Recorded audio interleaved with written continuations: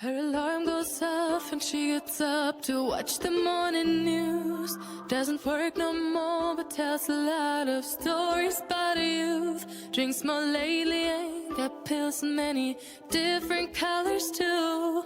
Morning light is showing, she moves the chair to look out at.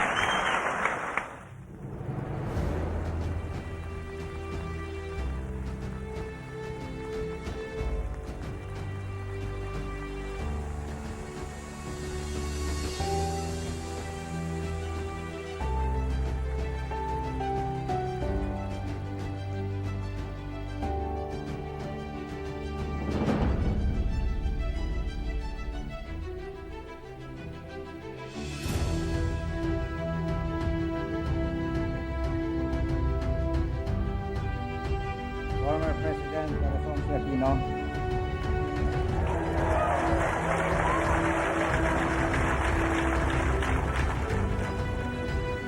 former President Mrs. Macapagal,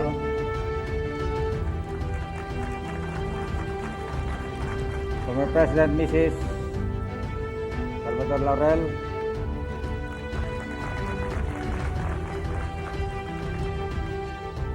Vice President Mrs. Joseph Estrada,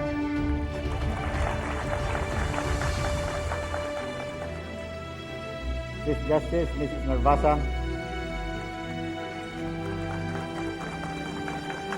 the honorable members of the Senate and the House of Representatives, the distinguished heads of delegation and members of their party, Your Excellencies of the Diplomatic Corps, fellow workers in government, ladies and gentlemen, mga minamahal kong kababayan.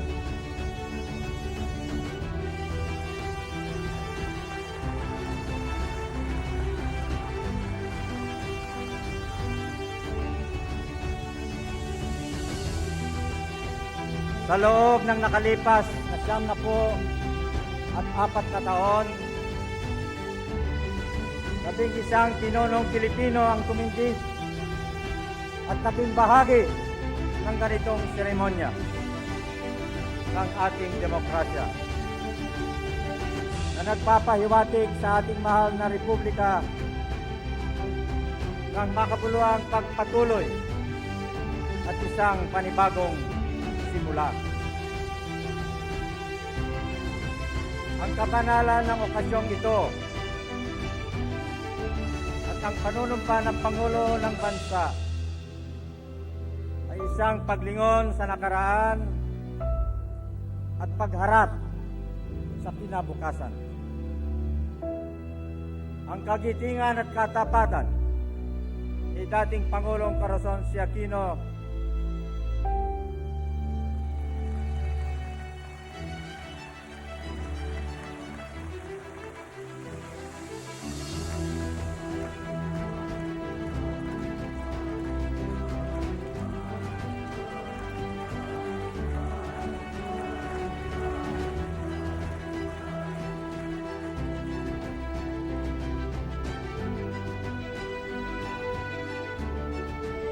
ang naging dahilan ng muling pagkabuhay ng demokrasya at kalayaan sa ating bansa.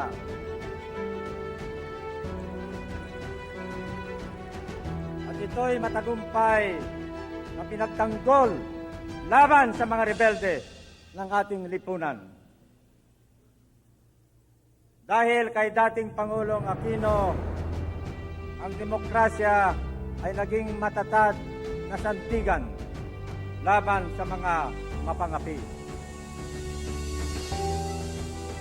Over the last 94 years, 11 Filipino leaders before me have enacted this ceremony of democratic transition, which signifies for our republic both continuity and a new beginning. This consecration of the presidency binds us to the past, just as it turns our hopes to the future.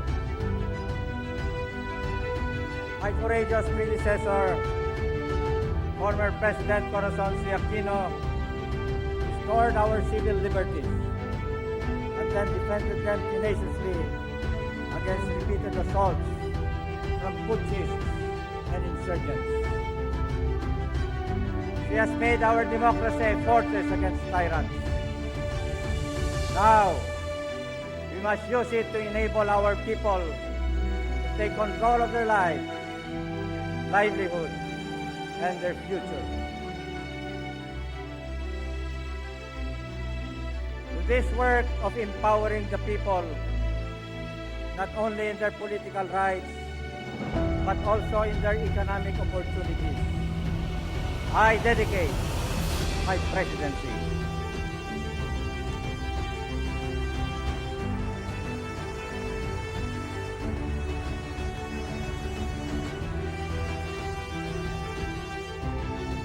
I see three steering elements in the message of our people in the election. First, they spoke out against the old politics. They declared the resolve to be led along new paths and directions towards the nation we long for, a nation peaceful, prosperous, and just.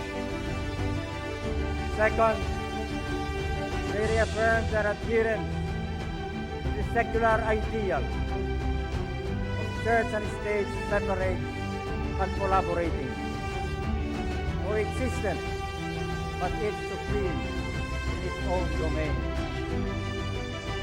In this spirit, I see myself not as the first Protestant to become president, but as the 12th Filipino president who happens to be a Protestant.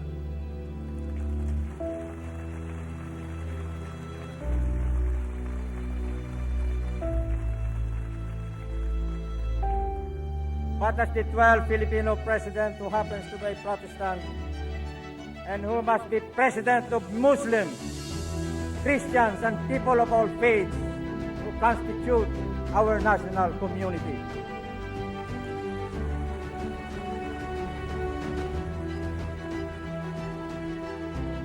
Third, our people spoke of their faith, that we Filipinos can be greater than the sum of all of the problems that confront us, that we can climb higher than any summit we have already scaled. We cannot but interpret the vote as a summons for us to unite and face the future together. The people are looking not for scapegoats to blame, but for basic things to get done, and get done quickly.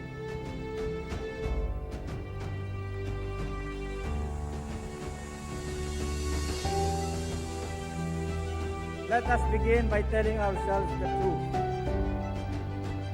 Our nation is in trouble, and there are no easy answers, no easy fixes for our basic ills. Once we were the school of Southeast Asia. Today, our neighbors have one by one passed us by. And what is to be done? There are no easy tasks, no soft comforts for those chosen by circumstances to forge from the crucible of crisis the national destiny. We must make hard decisions. We shall have to resort to remedies, close to surgery, to swift and decisive reform. First, we must restore civic order. Without stability, businesses cannot run, workers cannot create wealth, liberty cannot flourish, and even individual life will be brutish and precarious. Then we must make politics serve not the family, not the faction, nor the party, but the nation.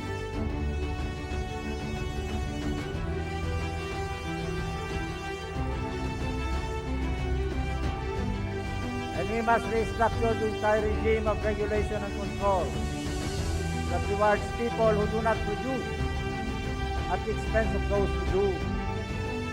A system that enables persons with political influence to extract wealth without effort from the economy. The immediate future will be difficult. In some areas, things could get worse before they get better. Sacrifices will be asked of every sector of society. But I am not daunted, because crisis has a cleansing fire which can make heroes out of ordinary people and can transform a flooding society into a tiger.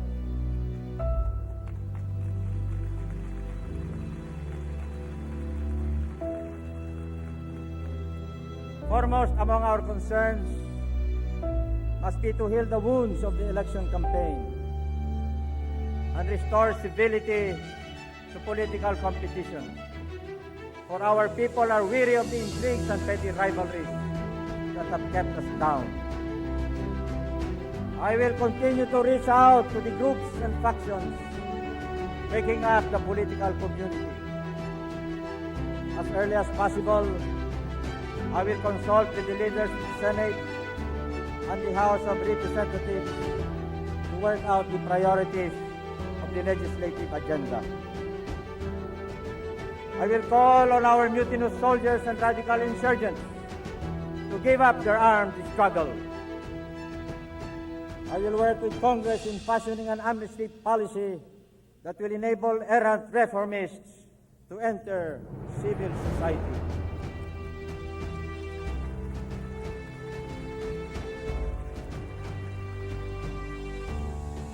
When the time is opportune, I also intend to ask Congress to convene itself as a constituent assembly for the purpose of amending the Constitution.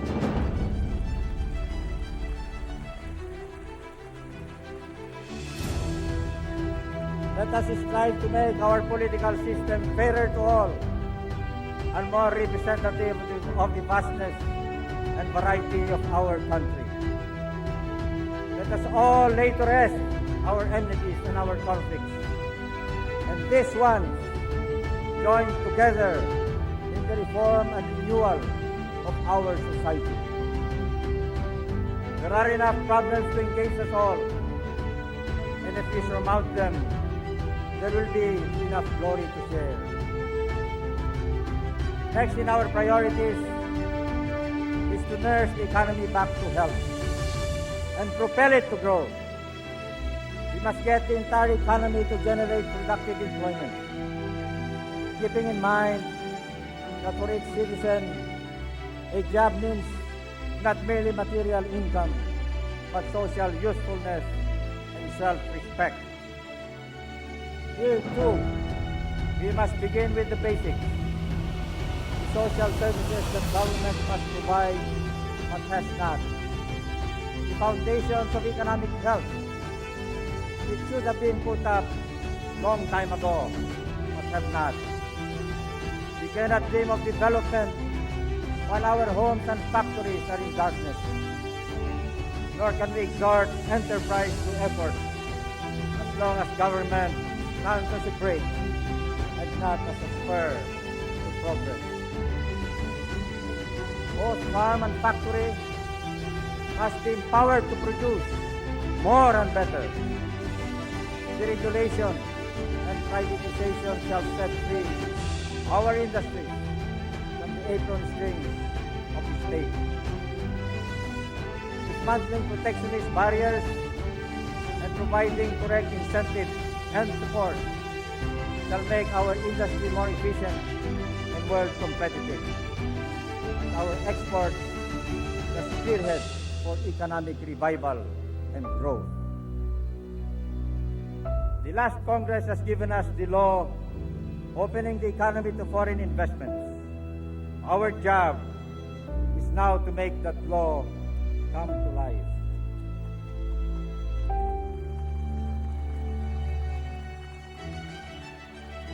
What we do for industry, we will supply in equal measure for agriculture, primarily because almost half of our workers still live on it, and equally because agriculture is the foundation for our industrial modernization. In this effort, we need a more realistic agrarian reform law which we can fully implement for the empowerment of our farmers.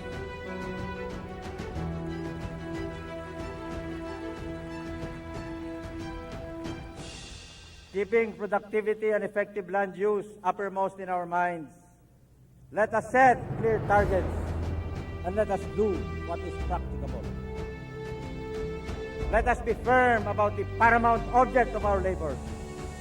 It is to uproot the poverty that grips our land and blights the lives of so many among our people. I have asked Mang Pandoy and his family to be my guest in this inaugural ceremony.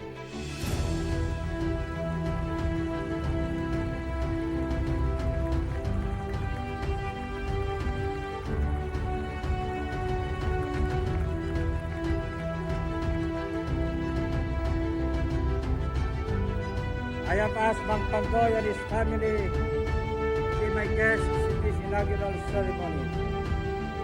As proof of my resolve to obtain for families like theirs all over the country the humanities of life. Poverty we must learn to regard as another form of tyranny, and we must wage against it the moral equivalent of war. In this work of expanding the life choices of the poorest among us, my government will work hand in hand with non-government organizations and people's organizations.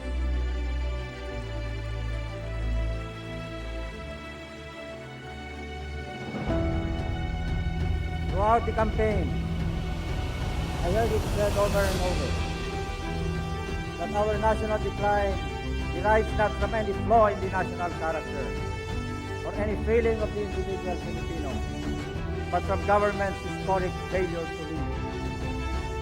You cannot deny the logic of that verdict. For when the system, rules and conditions are fair and sound, we Filipinos of itself sometimes to the astonishment of the world. My administration will prove that government is not unavoidably corrupt and that bureaucracy is not necessarily ineffective.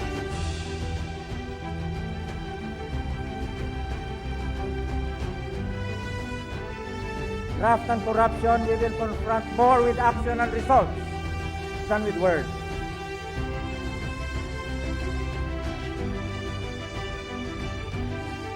We will go after both the bribe takers and the bribe givers. The bigger the target, the greater will be the government's effort. We will prove that effective and efficient government is possible in this country, not just in national administration, but in the governing of our local communities. The road to development is by now much traveled. We Filipinos have lacked not the way, but the will. This political will, my presidency will provide.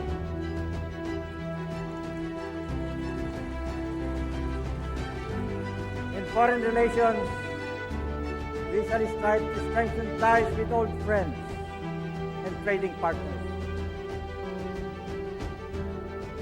And we shall endeavor to develop new friendships. My government begins its term in a world transformed. The tide of freedom rising everywhere should help along in our efforts to make democracy work here at home. By the gift of Providence, our archipelago is strategically located in the critical sea lanes of Asia and the Pacific. This geopolitical fact shapes our relations with the world, a sense of responsibility for the building of peace and stability in our region, and a recognition of opportunity in our quest for development. Diplomacy for development will be our central foreign policy thrust.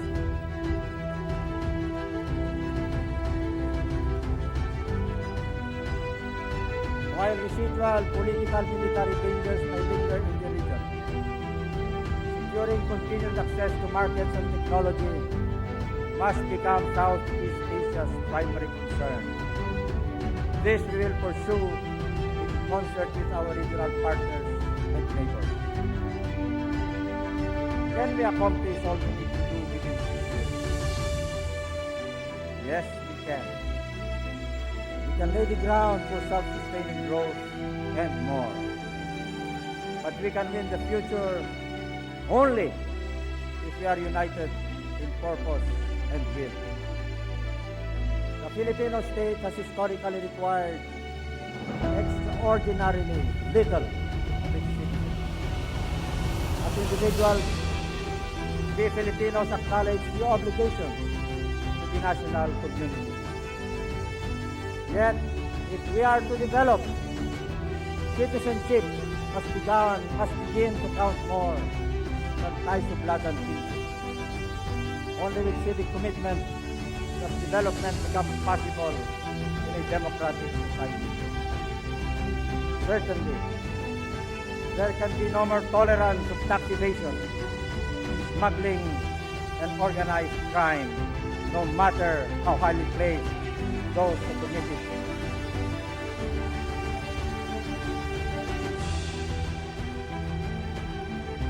Nor can we continue to turn a blind eye to the social cost of unbridled profit. The loss of our forests, the desiccation of our soil, the drying up of our water resources, and the pollution of our cities.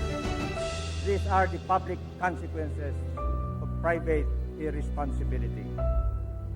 We must stop this profligate use and abuse of our natural resources, which are ours only in trust for those who will come after us. Some of us think that empowerment means solely the access of every citizen to rights and opportunities. I believe there is more to this democratic idea. Our ideology of Christian democracy, no less than its Muslim counterpart, tells us that power must flow to our neighborhoods, our communities, our groups, our sectors, and our institutions. For it is by collective action that we will realize the highest of our hopes and dreams.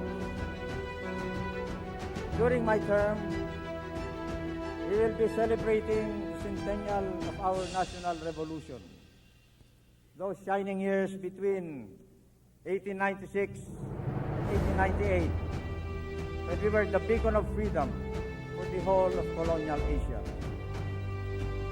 Generations of our heroes, from Sultan Kudarat to Rizal, speak to us across the history of the strength that unity can confer on any people. Yet we Filipinos have always found unity difficult, even in the face of our crisis of survival. We were conquered by colonizers because we did not know our own strength. Today, in the midst of our trials, we must learn how strong we can be if only we stand together. This nation, which is the collective sum of our individual aspirations, cannot remain divided by distrust and suspicion. Either we rise together above our self-centered bickerings and factional quarrels, or we fall into the pits we have dug for one another. In 1890, Rizal, envisioning the Philippines century end, regarded as inevitable, as decreed by fate, the advancement and ethical progress of the Philippines. We who are closer to that time have a more diminished sense of our possibilities. Kung nais nating matupad ang pangarap ni Rizal, maragdagang katarungan at malawak na kalayaan, sundin natin ang kanyang tagubilin. Itakwil ang pagkawatak-watak. yakapin ang pagkakaisa.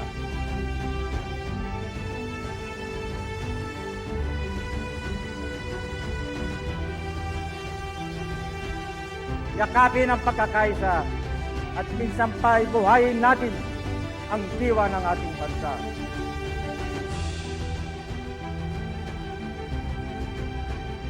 Tulad ng natanaw ni Rizal, ngayon na ang panahon upang sabihin sa ating sarili na kung nais nating makaahon, kung nais nating umunlad, dapat tayo'y kumilos sa ating sariling pagsisikap. Sa pagkilos na ito, sabi ni Rizal, dapat nating ibuhos ang buong liwanag ng ating mga kaisipan at lahat ng tibukin ng ating puso.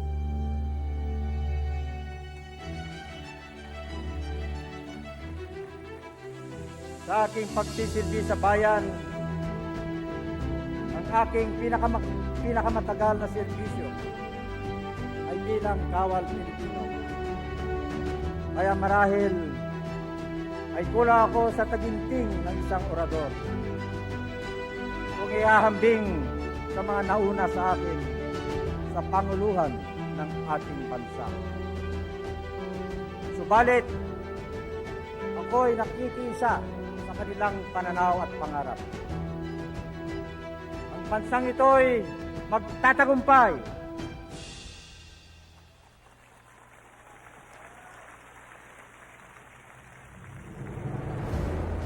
Ang bansang ito'y mananaig.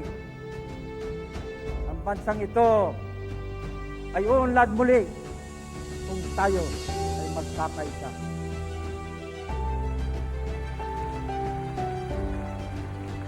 Nasa harap natin ang pagsubok at paghamon. Harapin natin ng sama-sama at nagkakaisa. Huwag tayong mawawalan ng pagtitiwala sapagkat hindi tayo mabibigo. Ang ating mga layunin, ang ating mga mitin ay makatarungan. Kaya ang Panginoon ng ating mga ninuno ay tiyak na pumapatnubay sa atin. If we are to attain what we shall wish for His posterity, more law and greater liberty, we must do as He prescribed. We must stifle our dissension and summon once more the spirit of this nation. As Rizal foresaw, the time has come to tell ourselves that we, if we wish to be saved, must redeem ourselves. And in this work of self-redemption, we must expend the whole light of our intellect and all the fervor of our hearts. For most of my public life, I have been mainly a citizen soldier, wanting and eloquent compared to those who have preceded me in this rite of democratic transition. As I share their vision of what our nation can become, our nation will endure. This nation will prevail, and this nation will prosper again because we will hold it together. For us lies the challenge. Come then, let us meet it together.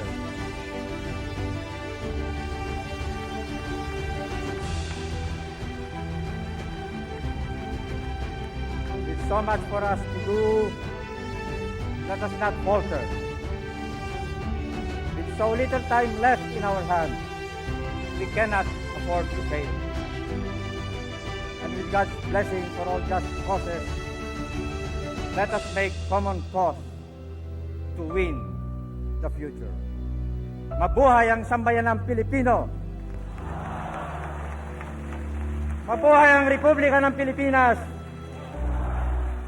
Mabuhay tayong lahat! Salamat po sa inyong lahat. Thank you all very much.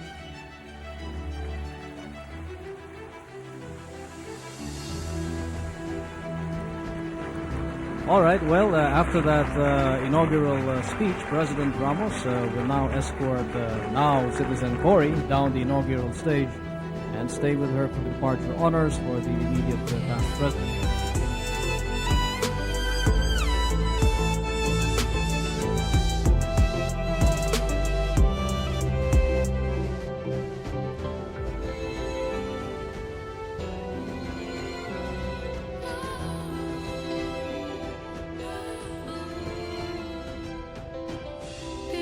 Don't stay the same, you know. I just hope their stories will still be told.